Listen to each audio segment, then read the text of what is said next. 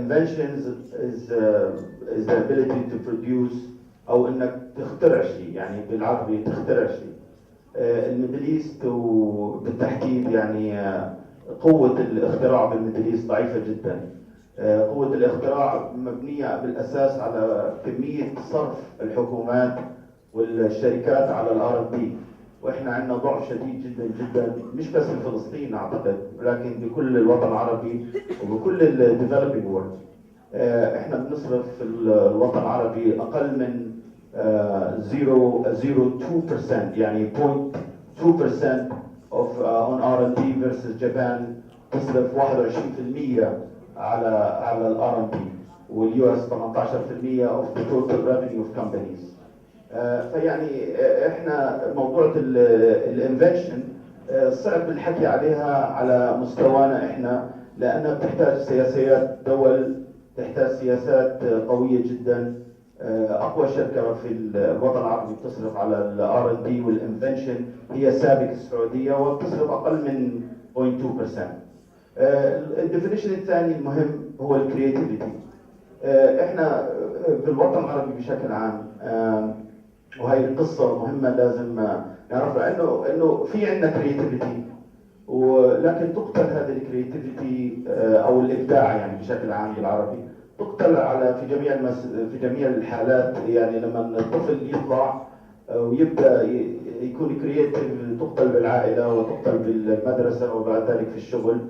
we are boxed بسبب اسباب مختلفه the way we think, the way we spend. تقتل الكرياتيفيتي عند الموظف انه يفكر ويبدع بطرق حل المشاكل وطرق حل مشاكل العمل والسوشيال نيدز حتى كمان. بعدين الديفينيشن الثالث هو الانوفيشن. المهم انه نفرق ليش؟ لانه الانوفيشن هو creating value, converting idea, converting creativity into value. and that's انا استوقف شوي الموضوع واقول انه في عندنا انوفيشن. الانوفيشن انه اذا بتنظروا كيف مثلا الصين became very innovative، بدوا copying others، بس بيحولوا الفكره لفكره ممكن تطبيقها في السوق المحلي بطريقه ارخص وبطريقه العالم كله يحتاجها. فانا حاب بس احكي انه هناك 4 انواع من الانوفيشن. النوع الاول هي process innovation. process innovation انك انت تبدعي او to innovate the processes في البزنس او بالفكره لدرجه انه to create new value وتخلق مورد جديد بس من innovating the process. واكزامبل of this هم الصينيين، يعني هم عندهم يعني معظم الانوفيشن اللي بتطلع عندهم الصينيين هي process innovation. يعني قدرتهم على انهم يحملوا الاف الكونتينرات على الشيب، هذا process innovation. قدرتهم على انهم يصدروا برودكت باسرع وقت ممكن وباقل تكلفه، هذه process innovation. النوع الثاني من الانوفيشن واللي هي الميدل ايست قوي فيها ولكن مش بشكل واضح هي السيرفيس انوفيشن. السيرفيس انوفيشن خاصه بمنطقه الخليج، في شركات سيرفيس قويه جدا اصبحت شركات عالميه، خلقوا سيرفيسز مطلوبه خاصه في مجال الهوسبيتاليتي اللي هي مجال التوريزم. في بعض الحالات القويه جدا الموجوده في والنوع الثالث هو البرودكت انوفيشن واللي احنا ممكن نحكي عليه از اي تي. في الوطن العربي بشكل عام البرودكت انوفيشن ضعيف جدا لانه ما بنخلق اي بي intellectual property، ما بنخلق بشكل كبير اي intellectual property، متوجهين دائما على السيرفيسز. والنقطه الاخيره او النوع الرابع اللي هي بزنس موديل انوفيشن، وانا اعتقد بزنس موديل انوفيشن هو الفيوتشر للميدل ايست وبالتحديد اعتقد يعني لفلسطين، انه خلق شركات صغيره مبدعه بطريقه التواصل مع الكاستمر، مبدعه بالفاليو بروبوزيشن، مبدعه بطريقه البروسيس اللي تريديوس الكوست، وممكن تخلق نيو فاليو نيو سيكتورز كامله في فلسطين. فانا بس كنت حابب، يعني انا ما عندي خبره بفلسطين وما بعرف الوضع في فلسطين بشكل عام، لكن التشالنجز اللي واضحه قدامي هي يعني في الميدل ايست بشكل عام هو الكالتشر. الكالتشر غير داعم للانوفيشن، البوليسيز غير داعمه للانوفيشن. على سبيل المثال صعب جدا تكون شركه. ممكن دبي ممكن دبي سهله، لكن صعب 50,000 درهم تكون الشركه. انتربرنور ما عنده هاي النوع من الدعم. كذلك البوليسيز، الاميجريشن بوليسيز، كل هاي المواضيع تضعف الكالتشر اوف انوفيشن. ما عندنا ترو انكيوبيترز. فاحدى الحلول اللي انا يعني انا بشتغل عليها، باي ذا واي، يعني انا عندي شركه استشارات وتريننج. لم افكر ابدا اني اخش بالتريننج بالانوفيشن الا لما جيت الميدل ايست، لانه وجدت انه الكالتشر غير موجود، وبديت اعمل a lot of courses وتريننج على موضوع الكرياتيفيتي والانوفيشن، وهي بيزك ستاف بس اتس تولز بيست. السنه الجايه we will launch an incubator, an innovation incubator, not a business incubator but an innovation incubator. لانه اعتقد خاصه في المنطقه العربيه، اعتقد في حاجه كبيره جدا انه to invest in the entire supply chain of innovation، وهي اللي حتبدا توجد انتربرنور قادرين انه يكونوا شركات صغيره ومبدعه بنفس الوقت. فهي اللي عندي. شكرا لك. قبل ما نحكي عن حلول انه كيف ممكن نحدد المشاكل الموجوده عندنا، اظن رامي الوحيدي عنده شويه انبوت على مواضيع انه الشركات وكيف البوليسيز ريليتد. شكرا. يمكن في موضوع كثير تكرر، موضوع ثقافه الابداع، وانا بعتقد انه هذا كثير موضوع مهم نحكي فيه، رغم انه حديث اليوم راح يكون اكثر على السياسات الحكوميه والسياسات او الممارسات المجتمعيه اللي تشجع او لا تشجع الابداع. فثقافه الابداع اعتقد انه الكل متفق عليها وكلنا متفقين عليها، انه هذه لابد انه نبدا نشجعها من بدايات، من سنين العمر الاولى في مراحل المدارس المبكره. بشكل عام يعني انا بعتقد، مع انه اليوم حديثنا هو له علاقه بالتكنولوجيا، لكن الابداع غير مرتبط فقط بالتكنولوجيا، الابداع موجود في كل القطاعات. التكنولوجيا زي ما انحكى اخونا حسن، التكنولوجيا فقط بتساعد وبتشجع الابداع. كنا في بلد بيعاني من بطاله عاليه، من قله موارد الدخل. الابداع هو الطريق لزياده فرص العمل، لانه المبدع بيشتغل وبيشغل معه. نمرة 2 كمان المبدع بيزيد من دخله، من دخل عائلته، من الدخل القومي بشكل عام. زائد المبدع بيعطينا طرق تكنولوجيه جديده بتحقق كفاءات جديده في العمل. يعني لما كنت انا بنتج السلعه في 5 ايام، يمكن نتيجه ابداع معين، نتيجه فكره معينه، تصير فكره انتجها في يومين، وفر على صاحب العمل وادى الى زياده الدخل عند صاحب العمل هذا. وبالتالي الابداع انعكاساته على الفرد وعلى المجتمع دائما كبيره، وخصوصا في اقتصاد زي اقتصادنا بيعاني من مشاكل البطاله.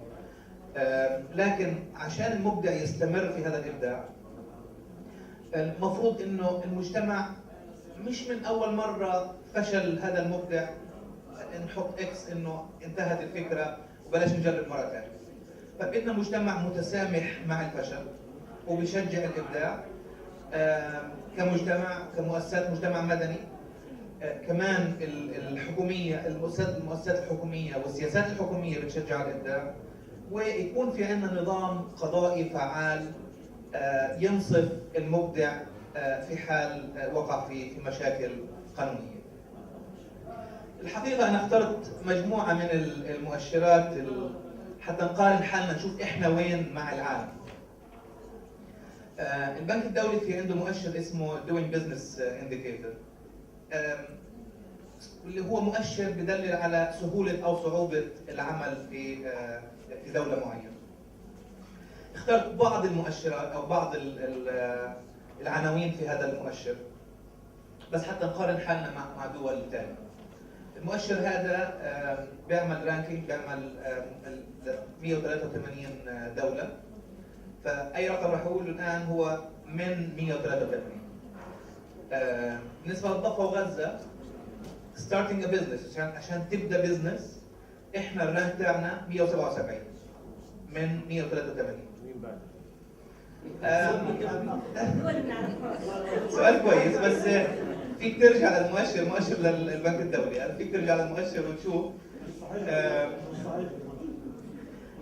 طبعا مش كل المؤشرات، مش كلهم، الان راح نشوف انه في بعض الامور المشرقه يعني. عشان تحصل على تمويل getting credit، احنا الرانك تاعنا 166 من 183. protecting investors، حمايه المستثمر، الرانك تاعنا كثير كويس 46، وهذا بدلل على وجود نظام قضائي فعال،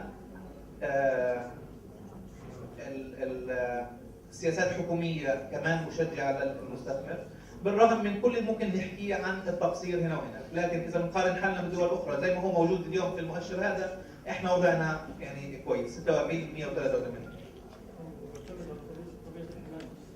تمام. الآن بدون الدخول في التفاصيل، هذا مؤشر عام. بالرغم من انه احنا اليوم 46 من 183، احنا شويه اسوء من السنه الماضيه، السنه الماضيه كنا 44، فان شاء الله يعني ما يكونش الامور رايحه للاسوء، تكون رايحه للاحسن. المؤشر كمان كثير كويس هو paying taxes، دفع الضرائب. احنا سهوله دفع الضرائب عندنا او 39 من 183، فاحنا وضعنا كويس في المؤشر هذا. اللي شويه مقلق موضوع الانفورسنج كونتراكتس، العقود او تنفيذ العقود. يعني لو صار في مشكله في احد العقود، احنا ايش وضعنا؟ احنا وضعنا 93 من 183. معناته في حاجه للنظام القضائي انه يشتغل على الموضوع هذا، سواء من ناحيه النيابه او النيابه العامه او المحاكم والقضاء. اللي احنا في اخر القائمه فيه هو اللي بسموه resolving insolvency. واحد تعثر ماليا، تعثر باي شكل من الاشكال، احنا 183، احنا في اخر الاندكس هذا. طبعا انا اخترت هذه المؤشرات فقط، هي في مؤشرات اكثر، اخترت هذه المؤشرات فقط لندلل على احنا وين من العالم، احنا وين من العالم في موضوع الرياده والابتكار وبدايه العمل. اذا بس حاب اختم انه يمكن من اهم الاشياء المطلوبه اليوم، المفروض يكون في عندنا سياسات حكوميه بتشجع الابداع. اميز بين، يعني مش بالضروره كل واحد مبدع عنده فكره بده يسجل بزنس انه يمر بنفس المراحل. المبدع واللي عنده بزنس ب 10 مليون واللي عنده بزنس ب 10,000 يمر بنفس مراحل اللي بمروا فيها. يعني المفروض يكون في تمييز، في تسهيل، في مينيمم كابيتال تكون اقل للمبدع حتى يستطيع انه حتى لو جرب، يعني هذه بتشجع انه لو جربت المره هذه وفشلت خسارتي مش كبيره. فهذا من ناحيه الحكومه. المفروض كمان المبدع وصاحب العمل الجديد ستارتنج اب بزنس يحصل على اعفاءات ضريبيه كمان بتساعده وبتشجعه على الابداع. اللي كثير موضوع مهم موضوع حمايه الملكيه الفكريه. هذا موضوع يمكن قديم وجديد، رغم انه في عندنا قوانين بتحمي الملكيه الفكريه، لكن التنفيذ الفعال لهذه القوانين هو المشكله الاساسيه. حتى احمي المبدع واحمي فكره المفروض يكون في عندي قوانين فعاله وتنفيذ لقوانين حمايه الملكيه الفكريه. شكرا. شكرا رامي. بدي انتقل للسيد هارون السراج، هو معنا من الصبح، بدي اشوف شو رايه باهميه انه تو ديفلوب ا سيستم اللي بتقدر تساعد انوفيتورز هون بفلسطين. اكيد. السلام عليكم للكل. اولا Well, I should, the importance of developing an innovation ecosystem, and I summarize it in 3 points. Okay, يعني بقدر أعملها summary في 3 نقاط. أول نقطة اللي هي human capital. As you all know, the ecosystem is not limited to one organization. ما له علاقة بشركة واحدة. It's a total end-to-end business process. It means إنه الانفايرمنت كلها لازم تكون جاهزة من ناحية الهيومن كابيتال اللي هي القدرات البشرية عندكم في البلد. الانفراستراكشر عبارة عن الانترنت كونكتيفيتي، الاديوكيشن، الهاردوير، الاوفيس لوكيشن، هيومن ريسورسز، ليجل. انتوا يعني كل واحد من الاخوان السبيكرز كل واحد حكى عن النقط هذه، بس لازم تكون in a complete ecosystem that allows the area to flourish and to grow. So again, we spoke about the human capital. We're talking about education, nurture, giving them experience, and finally putting them in production, actual projects being used in production. ثانيا زي ما حكيت كان الانفراستراكشر، واخيرا اعتقد عشان الناس اللي هناك الاكشوال بروجرامرز عشان يكون عندهم actual experience لازم يكون في effort to organize, to bring projects from out of the area, you know, in Europe and in the US. هذا اللي حكيت عليه الصبح إنه it's a marketing effort. We have to educate people outside the area about the capabilities that are available within the area. This is the best way to get people experience. So this is kind of really my opinions about the importance of developing an ecosystem. Ecosystem again, it's a complete process, not just one area, it's a complete process.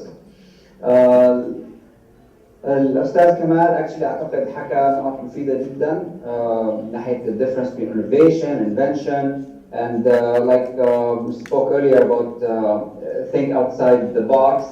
Actually, it's agility. Our tagline is think outside the code, think solutions, because you know we have to bring solutions to our customers.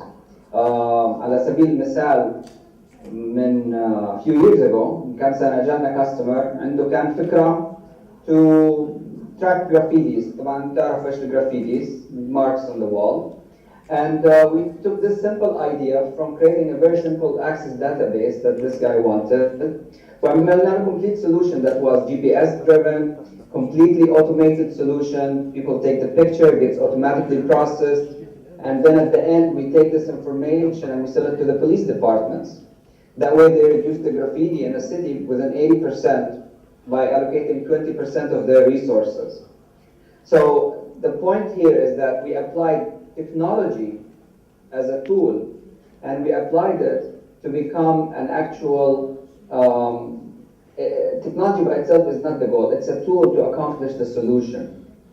And this is what's important in the ecosystem and teaching people that the technology itself is just a tool. It's about how you think different to actually come up with solutions.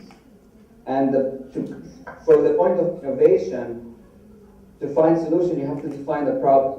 So really, people in the area, you guys have to start thinking, what are the problems that are available? You know, to create a solution, you have to define the problem first of all.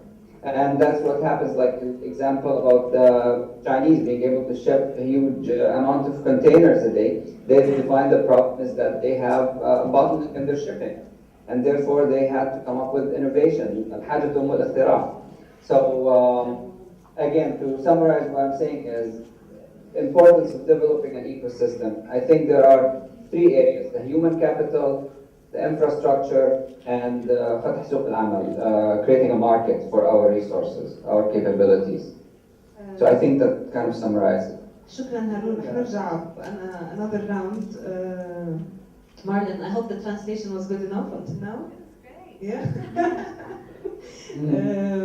So you're representing a very large project here in Gaza Strip. We'd like to hear your first opinion about our topic today. Sure. Thank you. Thank you. I feel better now about speaking without translation. All of us, we need to translate.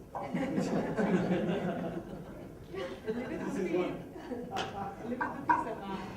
I will translate for you. I've worked at the intersection intersection of business and donors for about 10 years. Exactly 10 years ago, in the autumn of 2001, I left Cambodia to go to the United States. I had not lived in the West for 16 years, and I went because I'd gotten into an argument with the CEO of a big .com. From Cambodia, I said to him, the internet is a failed promise. It doesn't work. We hear about it, but it costs $8 an hour. We can't afford to use it, let alone make the logistics work to sell things. So I went to the States, and there we came up with an idea called WorldStock, which was a way to import small global production to a big .com company. I worked for 2 years in America to launch this WorldStock idea. And if you can imagine going from being the director of a local NGO to being the director of a .com, you'll know that it was a sharp uphill education. It worked, and since then, WorldStock has imported about $70 million worth of goods from all around the world. But the most interesting part of my education there was to try to interpret between a big company and small global producers. I used to run up and down the halls of the .com saying, "Don't step on them." And then I would go to meet producers, artisans in these wonderfully remote places, and I would say, why do you expect a big company not to act big? I became fascinated by the ways that business and donors misunderstand each other. At the same time, back in Cambodia, a few people launched an idea called digital data divide. They trained street children to digitize information. The children spoke no English and they were illiterate. The last time I went to visit DDD, they were digitizing part of the British National Archives. It's just one letter at a time. That's innovation. I believe you bring the ecosystem with you. The ecosystem is in your head.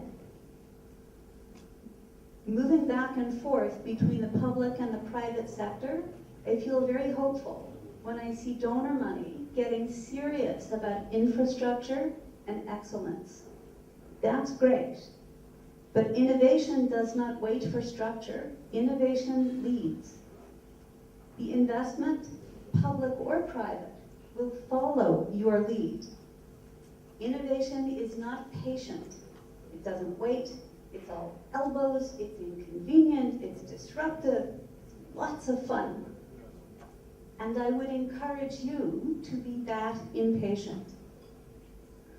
Gaza has higher rates of literacy, of university attendance, than my country of New Zealand.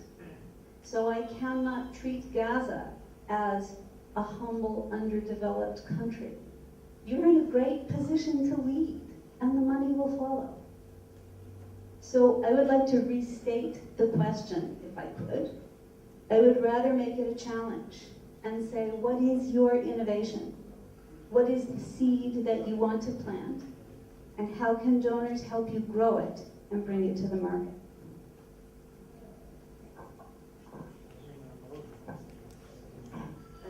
مهند أخيرا ليس آخرا أنت تعتبر an entrepreneur and you develop your own solutions. What's your perspective on today's topic?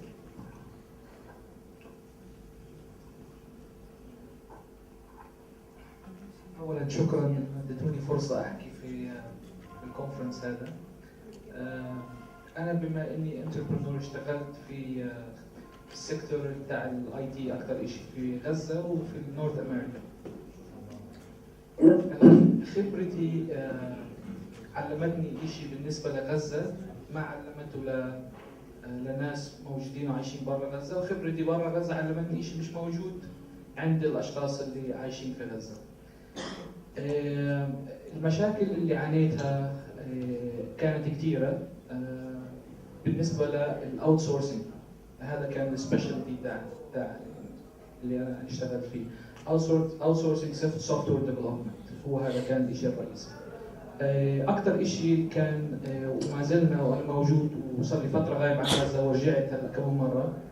المشاكل الموجوده بالاربع خمس سنين لسه هي موجوده، اللي هو عدم وجود او الفندنج لاي نوع من الانوفيشن الا في اماكن قليله جدا يعني.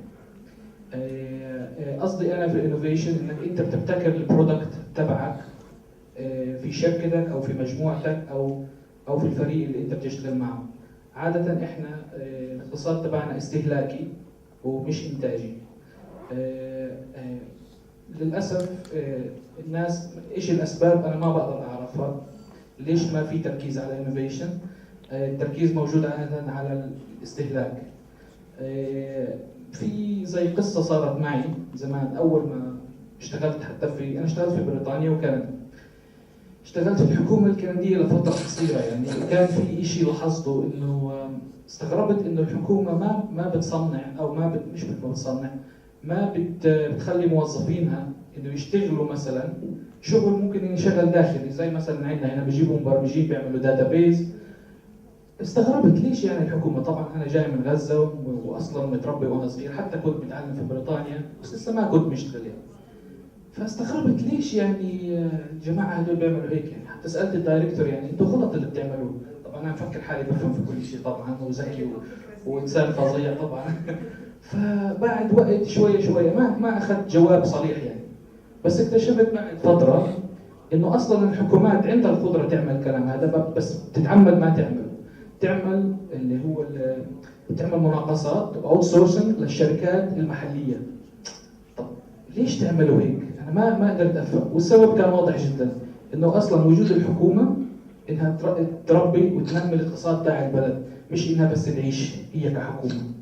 وهذا الشيء يعني مفتقد في الدول العربيه كلها مش بس عندنا. انه بكل بساطه انت وجودك انك انت تعمل ابتكارات في شركاتك المحليه، وانت دورك كحكومه انك تعمل هذا الكلام. وانا في رايي experiences, examples, ecosystems بتشجع innovators من خبرتك.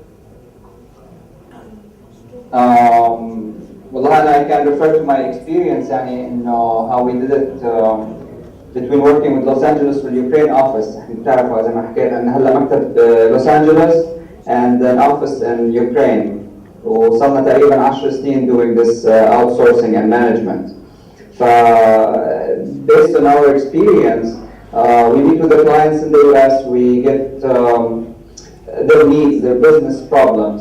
We create the solution working with the client, but then we do the actual implementation in the office here in Kyiv. During the development part, there's always دائما في وقت يعني يكون إنه البروجرامرز بيجوا بيقولوا we have new technology we want to use, can we try it?